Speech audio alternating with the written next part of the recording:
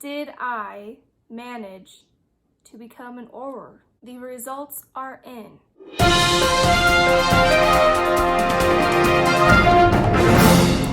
This has been an interesting month, for sure. So I'm going to take the books that I read this month and try to finesse them into my classes to become an auror. Some of these will fill more than one prompt, but I don't know what to tell you. I'm using my book here. I read 6 books in the month of April. 6 books in terms of everything that's been going on with me this month. Those are really, really good numbers for me. My first prompt was Charms, and that was to read a book with white on the cover. And for that, I chose Kings of the Wyld because the majority of the cover is white. That's what I'm picking. So Kings of the Wyld, I gave 5 stars. I thought it was great. It was a very, very fun read. I love stories about, you know, getting the band back together and a bunch of old men going out and adventuring. It was very cute. Let's move on. Defense Against the Dark Arts, to read a book that's set on the sea or coast, and for that, it's going to be A Witch in Time. There is a scene where she is on a boat, so I'm using that for that. A Witch in Time, I gave 4 stars. It is about a kind of like the time traveler's wife. This witch is reliving her life over and over and over again over a span of 100 years. That plays out the same but different, where she falls in love with someone who in some form or another cannot love her back.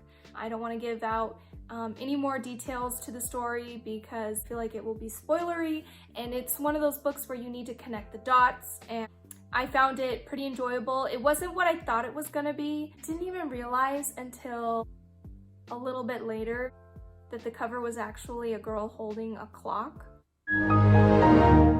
I didn't know that. For some reason, I thought the cover was of like a ghost with like a sheet over it. Am I the only one that sees that? I don't know. I didn't realize that's what it was until I went to return the book on Libby. I'm dumb. Anyway, I'm showing my true colors here, so let's just move on. Herbology, to read a book starts with the letter I.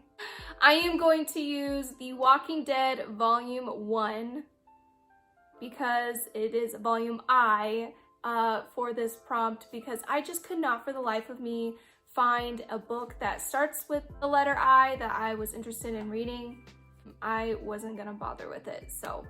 Potions, to read a book that's under 150 pages. Again, I am using The Walking Dead Volume 1 for this prompt. I gave it 3 stars, and that was being very generous. I mean, it followed the show pretty well, but I don't know. It just, the way that they portrayed the characters on screen and the way that they were portrayed in the comic, I don't know. I didn't really enjoy. I read the entire thing in like half an hour, and just I felt like it didn't change anything for me. My perspective didn't change. It was lackluster. Last is Transfiguration, and that is to read a book about shape-shifting. And I actually have quite a few books that could fit that prompt. A Witch in Time, because she comes back as a different person. Every time she dies, she is reborn as a different person, and I guess you can... These people, they don't care. They just don't. Relive as a different person, and I think you can view that as shape-shifting. Also, The Devil of Nanking, that I talked about in one of my reading vlogs. There is a character, and I don't want to... The book is not fantasy. It is like a thriller / horror / magical realism, if you really want to go there. There's a character there that isn't what they really seem, so you can see that possibly as shape-shifting. So either one of those books I used for that. So The Devil of Nanking is about a girl who... I really don't want to talk about what this book is about because it's kind of confusing. Basically, this girl is searching for someone with a videotape of an event that happened years ago that everyone is telling her did not really happen, and she wants to, you know, prove that she's not crazy. I'm gonna give a very bad synopsis of that book, so just if you want to check it out, check it out. I gave it 4 out of 5 stars, mainly because of the main character. She was just so insufferable. She's got demons of her own that she is battling and things that she has done in her past, which I feel like would make her not act so naive that she was acting in the book, and it just drove me nuts. But I did really enjoy it. It wasn't extremely disturbing. It did have some twists in there that I didn't necessarily think were coming. It'll be something that I'll think about, but it's definitely not the worst thing that I've ever read. Number 6 that doesn't really fit into any of these prompts is A Danger to Herself and Others. And this is a YA about a girl that is put in a mental institution after an accident happens with her best friend, and she doesn't believe that she should be in a mental institution, and the story kind of unfolds from there.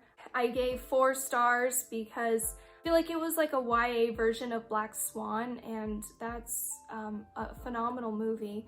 It was definitely an interesting story. I listened to it on audiobook. It helped me get through chores, and I enjoyed it enough to finish it. So that was it for my wrap up. Take with it what you will for whether or not you think I passed my owls. I think I passed my owls, and I'm looking forward to working closely with Harry Potter, and I think we will make a great team. I can't wait to, you know, tackle down all those bad guys and throw them in Azkaban, you know. Okay, that's it for me. Thanks again for watching. Like and subscribe if you want to see more content. I don't put out just book content. I put out content on all sorts of different things, just whatever I feel like filming. I will film, edit, throw on this channel. Yeah, see you in the next video. Bye.